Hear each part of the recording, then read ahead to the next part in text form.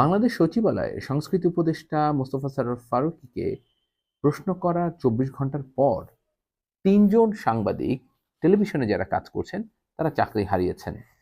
তাদের এই চাকরি হারানোটা নিয়ে ইতিমধ্যে বিতর্ক সৃষ্টি হয়েছে। যারা সরকারপন্থী বা জুলাই রেভলিউশনের কথা বলছেন, তারা বলছেন যে এটা যৌক্তিক হয়েছে। আর সাংবাদিক সহ একটা বড় অংশ মানুষ মনে করছে যে কাজটি ঠিক হয়নি। গণমাধ্যমের স্বাধীনতার উপরে হস্তক্ষেপ হয়েছে। হস্তক্ষেপ বাইরের কেউ করেনি, স্ব প্রতিষ্ঠানই করেছে। আজকের এই শো আমি করছি আপনাদের সঙ্গে সেই বিষয়ে আলোচনা করতে। তাদের এই চাকরিচ্যুতি কার জন্য লাভ আর কার জন্যই বা ক্ষতি। দেখতে থাকুন। আমি মুক্তাদির রশিদ রোমিও, আপনাদের সঙ্গে আছি রোমিও স্পিক নিয়ে।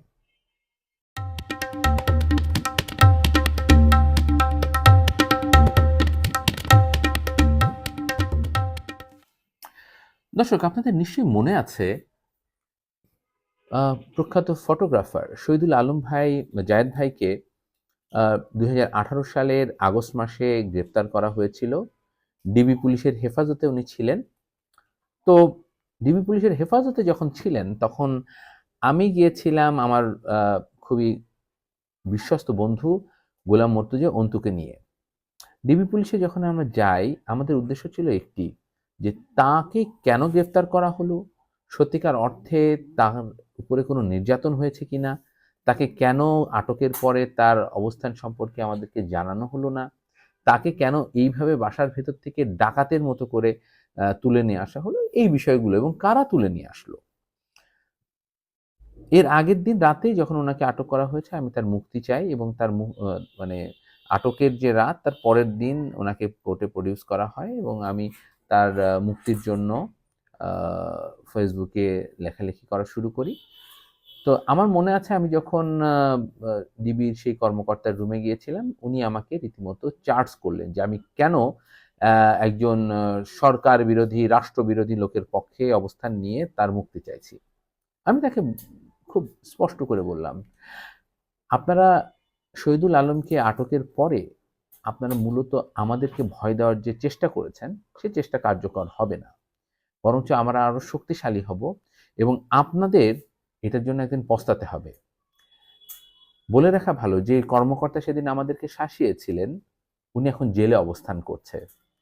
তার পরিবারের সঙ্গেও আমার কথা হয়েছে, কোনো কিছুই তাকে রক্ষা করতে পারেনি। আমি এই কথাগুলো বলছি না যে আজকে যে সাংবাদিকদের সঙ্গে যেরকম ব্যবহার করা হচ্ছে তার জন্য এই সরকারকেও পস্তাতে হবে।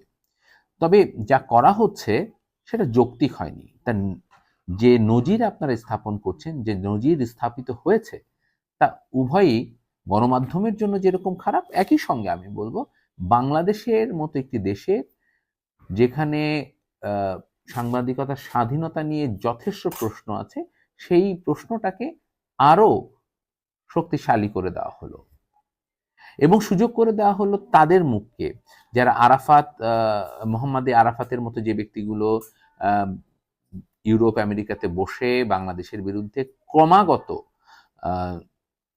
আক্রমণ চালিয়ে যাচ্ছে, তাদের মুখকে, তাদের হাতকে আরো শক্তিশালী করা হলো।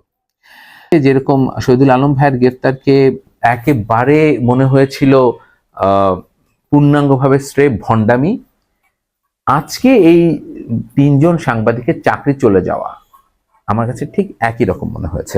আপনারা যদি আরো স্পেসিফিক বলেন যে যে ভদ্রলোককে চ্যানেল আই থেকে চাকরি চলে গেছে, তাকে আমি নিজে দেখেছি যে উনি কত তির্যক প্রশ্ন করেছেন হাসিনা আমলে, এবং এই প্রশ্ন করার কারণে তার প্রশ্নে অনেক মন্ত্রী বিব্রত হয়েছেন। আমি আর 2 জনের বিষয়ে জানি না, বিকজ আমি তখন নিয়মিতভাবে সচিবালয় কভার করতাম, আমার অভিজ্ঞতা থেকে আমি বলছি। উনি যে প্রশ্ন করেছেন এবং প্রশ্নের যে উত্তর আপনারা দেখেছেন বা যেভাবে উত্তর করেছে, আমি ফারুকী ভাইকে এখানে কোনো দোষ দিতে চাই না বা কোনো অভিযোগ দিতে চাই না, বাট আমি যেটা করতে চাই সেটা হচ্ছে খুব সিম্পল। আমি বলতে চাই যে এইটার পুরাপুরি ব্ল্যান্ডার হয়েছে 2টো জায়গায়। 1 নম্বর ব্ল্যান্ডারটা হয়েছে যে উনার যে পিআরও, উনি এটা করেছেন, ওনার যে পিআরও, ওনার রোলটা হয়েছে খুবই পুয়ার, উনি পুর ম্যানেজমেন্ট করেছেন। যদি চাকরিচ্যুতির প্রশ্ন আসতো তাহলে ওনার পিআরওর চাকরিটা সবার আগে যাওয়ার দরকার ছিল। আর একটা জায়গায় অবশ্যই ব্যবস্থা নেওয়া দরকার ছিল, সেটা হচ্ছে প্রেস উইং। প্রেস উইং গত 8-9 মাসে ব্যর্থ হয়েছে জুলাই রেভলিউশনের যে স্পিরিট সেইটাকে স্প্রেড করতে। তার যে মুখ্য উদ্দেশ্য ছিল, মানুষের ভেতরে মুখ্য উদ্দেশ্য ছিল এই বিষয়ে, অর্থাৎ জুলাই রেভলিউশনকে নিয়ে, জুলাইয়ের অভ্যুত্থানকে নিয়ে, জুলাইয়ের মানুষের স্যাক্রিফাইস নিয়ে যে কাজগুলো করা, সেগুলো করতে ওনারা টোটালি ব্যর্থ হয়েছেন। এবং এটা বলতে আমার কোনো দ্বিধা নাই, তারা যে বয়ান তৈরি করার চেষ্টা করছেন তা কোনোটাই সাকসেসফুল হয়নি। বরঞ্চ আমরা দেখেছি, আমরা যারা এই সরকারকে কিছুটা সমালোচনা করার চেষ্টা করেছি, যেই মানুষগুলো আক্রমণ করে তাদেরকে প্রত্যক্ষ বা পরোক্ষভাবে তারাই প্যাট্রোনাইজ করছেন। ফলে এই সরকারের প্রতি যে ক্ষোভ, এই সরকারের প্রতি যে মানুষের অনাস্থা সৃষ্টি হচ্ছে, যারা করবে তারা ইতিমধ্যে যেভাবে শক্তিশালী হচ্ছে, আমরা যারা নিউট্রাল ভাবে বা এই সরকারের শুভাকাঙ্ক্ষী হিসেবে যারা প্রথমে ছিলাম, তারা ইতিমধ্যে এই সরকারের বিরাগভাজন হয়ে গিয়েছি। তাহলে এই সরকারের কোনো ঠিকভাবে করলো কি করলো না সেটা আমাদের দেখার বিষয়ও না, সেটা আমাদের মাথার বিষয় না। কিন্তু জুলাই রেভলিউশন তো আমাদের সাথে সম্পর্কিত, কারণ এই জুলাইয়ের ঘটনায় তো আমরা রক্ত দিয়েছি। তাহলে আমরা তো অবশ্যই, বিশেষ করে আমি নিজে রক্ত দিয়েছি, তাহলে আমার তো এটার জন্য একটা স্যাক্রিফাইসের, আমার তো কন্ট্রিবিউশন আছে, এটা তো কোনো ফেক না। তো সেই কন্ট্রিবিউশনটাকে আমি কিভাবে দেখি? সেই কন্ট্রিবিউশনটাকে আমি মূলত আমরা যখন দেখছি যে আমাদেরকেও এনিমি বানানো হচ্ছে, তখন আমরা এটাকে আসলে ওন করি না। এটা আমি আপনাকে প্রথমেই বলি, শুরুতেই আমি বলেছিলাম, আজকেও বলছি, জার্নালিজম এবং কমিউনিকেশন কখনো এক হতে পারে না। জার্নালিজমের কাজ হচ্ছে সাংবাদিকতা করা, আপনাকে চার্জ করা, প্রশ্ন করা, আপনি বিব্রত হবেন, প্রশ্নের উত্তর দিবেন, ভুল উত্তর দিবেন, সেটা দিয়ে আমরা রিপোর্ট করবো। কিন্তু কমিউনিকেশনে ভুল করা সম্ভব না। কমিউনিকেশন, আপনি ভালো জার্নালিস্ট মানে যে আপনি ভালো কমিউনিকেটর হবেন, ভালো কমিউনিকেশন এক্সপার্ট হবেন, নট নেসেসারিলি।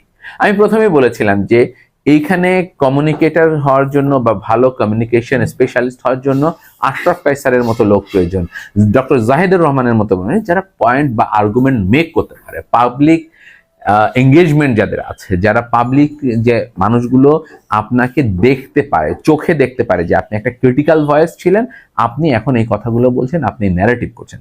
আপনারা সেটা করেননি। আপনারা কি করেছেন? আপনারা জনবিচ্ছিন্ন কিছু মানুষকে ক্ষমতার কাছে নিয়ে বসিয়ে আপনারা তাদেরকে আইফোন কিনে দিয়ে মনে করছেন জনগণ আপনাদের কথা শুনবে। এবং আমি আপনাকে বলি, 2-1 ছাড়া প্রেস টিমের কোনো ব্যক্তি নেই যার সাথে জনগণের বা সাংবাদিকদের প্রকৃতপক্ষে সম্পর্ক আছে, বা এই তাদের সাথে এক ধরনের মিথস্ক্রিয়া আছে, নাই। তারা এখন অনেকে শুনি যে প্রেস ঢাকা রিপোর্টার্স ইউনিটে খেতে যান, তারা আগে কখনো খেতেও যাননি সেখানে। ফলে সাংবাদিকরা তাদেরকে কতটুকু ওন করে আমার যথেষ্ট সন্দেহ আছে। এখন আসেন যে এই সরকার কি সাংবাদিক বান্ধব কিনা। এখন বলতে পারেন যে ভাই, আপনি তো, আপনাকে শেখ হাসিনার আমলে ডিজিএফআই নিয়ে জিজ্ঞাসাবাদ করছে, এখন তো আপনাকে করছে না, ডিজিএফআই কে দিয়ে আপনাকে তো হুমকি ধামকি দেওয়া হচ্ছে না।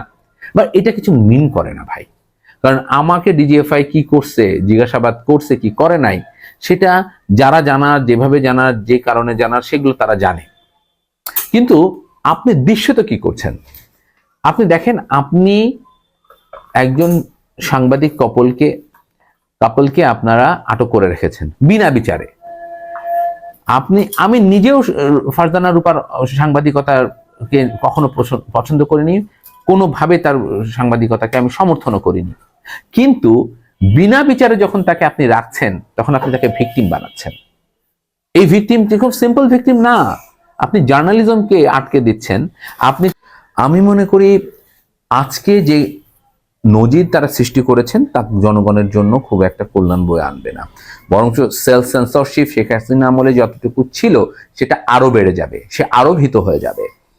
যে কাজটি আমার কখনো করতে হয়নি। শেখ হাসিনা আমলে আমি স্বরাষ্ট্রমন্ত্রীকে প্রশ্ন করেছি, সেই প্রশ্ন ভাইরাল হয়েছে, আপনারা দেখেছেন।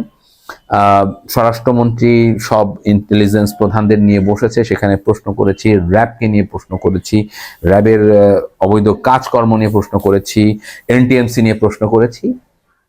আমরা নিজেরা মনে করেছি যে এই প্রশ্নগুলো করা দরকার, এবং স্বরাষ্ট্রমন্ত্রী সহ আরো অনেকেই এই প্রশ্নগুলোর পরে তারা পার্সোনাল জায়গাতে প্রশ্ন করছেন, আমাদের পলিটিক্যাল আইডিওলজি নিয়ে প্রশ্ন করেছেন, তারা আমাদেরকে বিএনপি বানিয়েছেন, কিন্তু কখনো এই ধরনের চাকরিচ্যুতির ঘটনা ঘটেনি। তাহলে কি করা যেতে পারতো? করা যেতে পারতো খুব সিম্পল। আপনার মনে হচ্ছে যে গণমাধ্যমের কাছে এই কমিউনিকেশন বা এই মেসেজটা ক্লিয়ার হয়নি যে জুলাই রেভলিউশনের বা জুলাই অভ্যুত্থানের কি কি ধরনের বয়ান ইতিমধ্যে আছে এবং সেটাতে আমরা কতজন মানুষ কিভাবে একসাথে হতে পারি।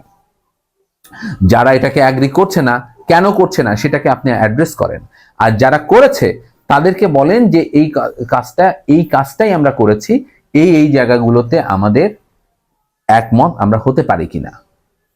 মানুষ যদি সবাই একমত হয় হবে, যারা দ্বিমত করবে করুক, কিন্তু আপনি যেটা বলেছেন, আপনি যেটা চাপিয়ে দিবেন সেটাকে সবাইকে মানতে হবে। এই বাধ্যবাধকতা দিয়ে বাংলাদেশের সাংবাদিকতা ভবিষ্যতে চলবে না এবং এখনো চলবে না। আপনি দেখেন, প্রথম আলোকে আমি ব্যক্তিগতভাবে খুবই অপছন্দ করি, ডেইলি স্টারকে আরো অপছন্দ করি। কোনোদিন আমি স্বপ্নও দেখি না, কল্পনাও করি না যে এই বাধ্য হয়েও এই পত্রিকাগুলোতে আমি কাজ করব। কিন্তু এই পত্রিকার সামনে যখন আপনি জিয়াফত করেন কোনো পীর আউলিয়ার বয়ান শুনে এবং গরু কুরবানি দিয়ে সেখানে গিয়ে মাস্তানি করেন, স্রেফ মাস্তানি ছাড়া আর কিছু না, তখন আমি ফিল করি যে বাংলাদেশের সাংবাদিকতা আসলে একটা ভয়ঙ্কর রকম থ্রেটেনিং অবস্থাতে আছে। মতিউর রহমান এমনিতে একটা ভীতু মানুষ, উনি কি করতে পারেন, কতদূর করতে পারেন, দুর্বল মানুষের প্রতি উনি কিভাবে সবল হতে পারেন সেটা আমি খুব ভালো করে জানি। উনি মোল্লাদেরকে নিয়ে যেভাবে লিখতে পারেন, ইসলামিক স্কলারদের নিয়ে যেরকম ভেঙে দিতে পারেন, উনি ওই ক্ষমতা নাই যে শেখ হাসিনাকে নিয়ে একটা তদন্ত করাবেন। ইভেন শেখ হাসিনা কোথায় আছেন সেটা উনি জানার জন্য ওনার বন্ধু ভারতীয় বন্ধুদেরকে কখনো উনি ফোন করবেন, সে কাজটা উনি করবেন না।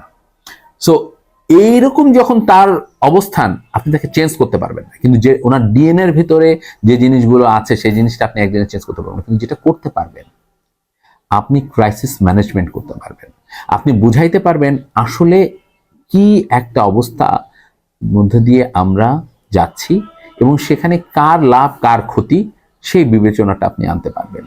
উনি যদি গ্রহণ করলেন, আপনি সেটার জন্যই পুশ করেন, কিন্তু মস্তানি দিয়ে না।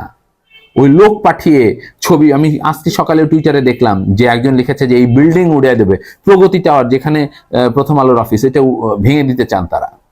এটা কি আপনারা আমেরিকার এটা টুইন টাওয়ার পাইছেন, আপনারা ভেঙে উড়াই দিবেন? আপনারা দেন দেখি আপনাদের কত বড় কলিজা হয়েছে বাংলাদেশে, বাংলাদেশের মানুষ সব ভেসে গেছে, আপনারা এই কথিত ছাত্র জনতার ব্যানারে সব ভেঙে বেড়াবেন? এত সহজ না। বাংলাদেশের মানুষ যদি ঘুরে দাঁড়ায় আপনাদের কিন্তু পেটাবে, এটা মাথায় রাখবেন। যা ইচ্ছা তাই করেন না। আমি তথ্য উপদেষ্টা মাহফুজ আলম ভাইকে বলবো, আপনি দ্রুত কার্যকর ব্যবস্থা নিন। সাংবাদিকদের ভেতরে সেলসরশিপ কাজ করছে, সিনিয়র নেতাদের সাথে বসেন, চা খান, আলাপ করুন, কোথায় কোথায় সবার একটা বন্দোবস্ত প্রয়োজন, কিভাবে কার সঙ্গে আপনি কি টার্মসে সম্পর্কটাকে সুসম্পর্কে রূপান্তরিত করবেন সেটা নিয়ে আপনি বসুন। আমি বাংলাদেশের প্রধান বিরোধী দল বিএনপি, তার নেতৃবৃন্দদেরকে বলবো, সাংবাদিকরা ভীত সন্ত্রস্ত হয়ে আছে, তাদেরকে অভয়ের বাণী দিন, তাদের পাশে দাঁড়ান, গণমাধ্যমের স্বাধীনতা নিশ্চিত করুন, না হলে ভবিষ্যতে আপনারা পস্তাবেন। আপনাদেরকে আরো বলি, আপনাদের অনেক নেতাকর্মী এখন সাংবাদিকদেরকে ফোন করে থ্রেট করে, তাদেরকে উপরে আক্রমণ করে, তাদের উপরে চড়াও হয়। এটা বন্ধ করুন। আপনারা পার্টি থেকে নির্দেশনা দিন। আপনারা যদি সেটা করতে ব্যর্থ হন, আমরা বুঝে নিব যে আপনারা সামনে যাই বলেন, পেছনে পেছনে সাংবাদিকদের উপরে আক্রমণ করা আপনাদের ডিএনএর ভিতরে আছে। তাই মুক্ত গণমাধ্যম দিবস যেটা 3 তারিখে হতে যাচ্ছে, তার আগে আপনাদেরকে জানাই, আপনাদের কাছ থেকে কমিটমেন্ট চাই। আপনারা যদি সেই কমিটমেন্ট না দিয়ে সাংবাদিকদেরকে আরো ভয়ের মধ্যে ঠেলে দেন, আমি আপনাদেরকে বলি, শেখ হাসিনা যেরকম ব্যর্থ হয়েছেন প্রতি পদক্ষেপে, তার পাশে তার জন্য কথা বলার মতো একটা মানুষও তিনি কোথাও যেমন খুঁজে পাচ্ছেন না, আগামী দিনে জনরোষ যাই হোক না কেন, আপনাদের পক্ষে কেউ কথা বলার কোনো লোক পাবেন না। সবার আগে আক্রমণ করা হবে, সবার আগে ভয়ঙ্করভাবে মানুষের জনরোষের শিকার হবে এই প্রেস উইং, তারপরে এই তথ্য মন্ত্রণালয়, এখনো সতর্ক না হন, আপনারা যদি এখনো কার্যকর ব্যবস্থা না নেন এবং সব সাংবাদিককে শত্রু বানিয়ে আপনাদের নিজেদের স্বার্থ চরিতার্থ করার চেষ্টা করেন, আপনারা জেনে রাখুন সবার আগে জনরসের শিকার হবে এই প্রেস উইং, তারপরে হবে এই তথ্য মন্ত্রণালয়, এবং সর্বোপরি যে প্রধান রাজনৈতিক দল আজকে ব্যর্থ হচ্ছে সাংবাদিকদের অধিকার নিশ্চিত করতে, তারা। তাই সময় থাকতে সতর্ক হন, সুন্দর বাংলাদেশের স্বপ্ন দেখুন, সবাইকে নিয়ে বাংলাদেশ গড়ার চিন্তা করুন। ভালো থাকুন, খোদা হাফেজ।